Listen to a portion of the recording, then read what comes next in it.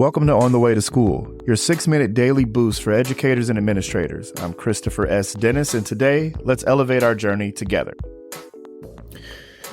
Okay, here we are again. Welcome back to the ride on the way to school. It is Wednesday, September 4th, and out here in Los Angeles, we are jumping into a September heat wave, and it's really real. I think I'm going to tell you about my lunchtime supervision duty during this heat wave, but maybe we'll have time for that on Friday. But you learn a lot. You learn a lot walking around at lunch at school. So, but today I wanted to give you a part of a story. Well, maybe make a two-parter about lessons I learned after the wedding when we went whitewater rafting with the bride and groom, my daughter, my son-in-law, my wife, and I. And I guess this would be my son-in-law's brother.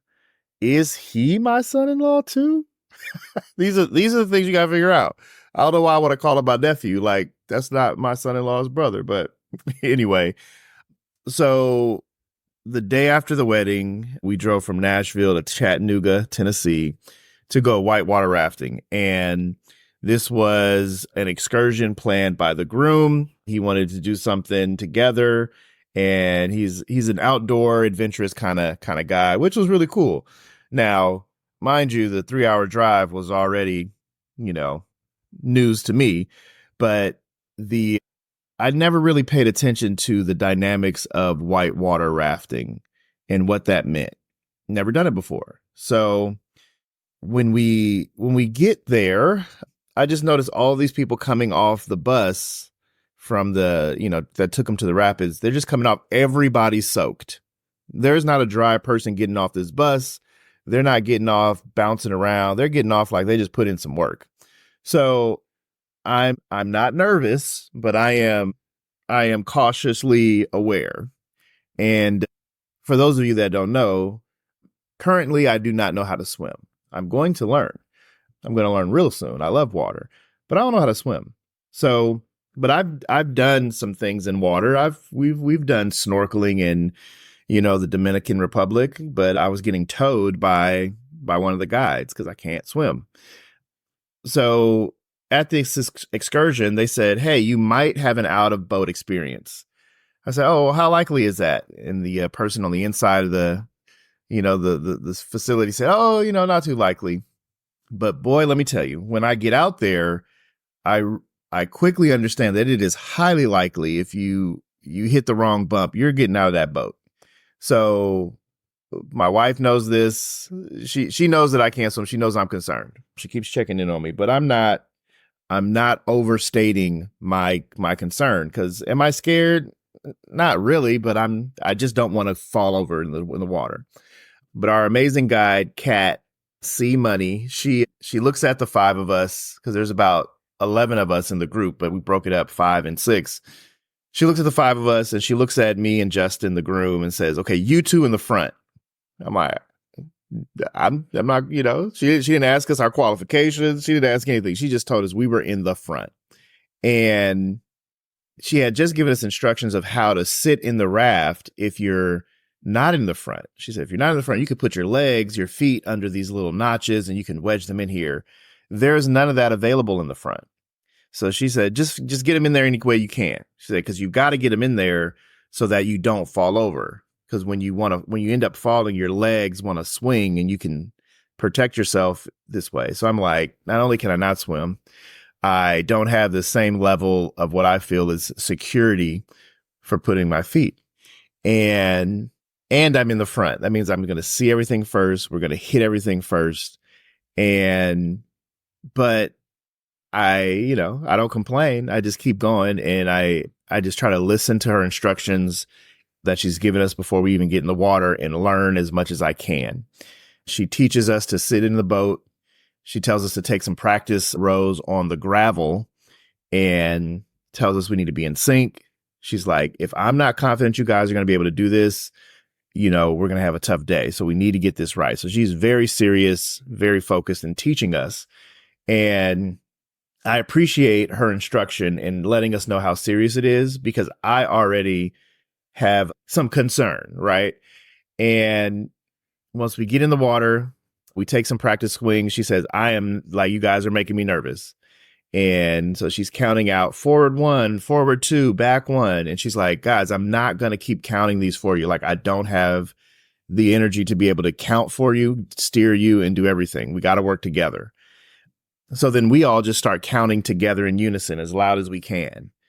And the other boats are looking at us like, what's wrong with them? Why are they so loud? And it was through the coaching of our guide that allowed us to pick up our own slack and be participants in our own journey.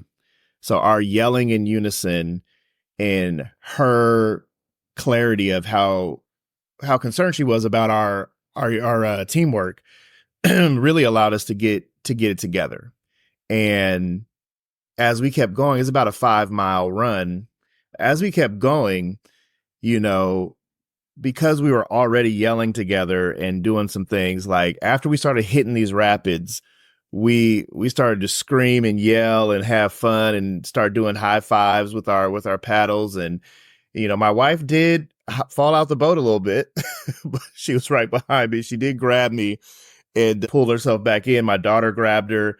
And it was just like, there's just so many lessons that you can learn from an experience like that. And, the first lesson, that I learned was you got to take advantage of experiences when everything isn't necessarily on your terms. Now, take safe risks, right? I had on a life preserver. I had on a life jacket.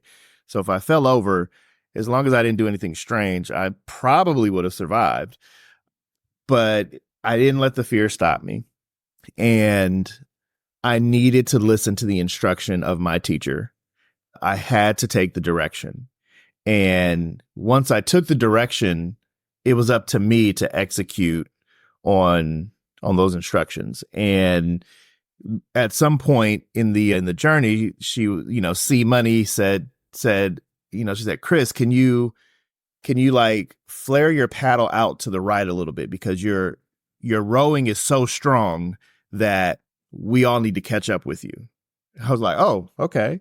So the fact that I didn't know how to do this, the fact that I had some concerns, just about not falling over, allowed me to channel all that and focus in and be one of the stronger paddlers, to the point that I was able to be a leader on our boat. And I wouldn't have assumed that in the beginning. So it was just really powerful to be able to have that experience. And, the other thing about being on the front of a paddle boat while you're whitewater rafting is you don't avoid the waves. You don't avoid the rapids. You're going to see them first. You're going to get smacked. And you still have to find a way to get that paddle in the water and go. Because even if you're impacted by the blow that's coming, you have to stay in unison with your team. So there were times where I'm closing my eyes, I'm leaning in, I'm swallowing water, and my paddle is out there, but I'm not touching anything. But I just keep going. And then eventually, once the raft gets back balanced, I notice my paddle is now in the water again. So you can't pick and choose when to put your paddle in the water. You just have to keep rowing when you're on a team together. You can't give up. You can't let your teammate down. And you paddle as strong as you can until somebody tells you otherwise. You have to keep going, because there's going to be a moment when your paddle isn't in the water and other folks are going to have to take up the slack for you. But when your paddle's in the water, you got to keep going. So I suggested for a team building exercise, if you can handle it,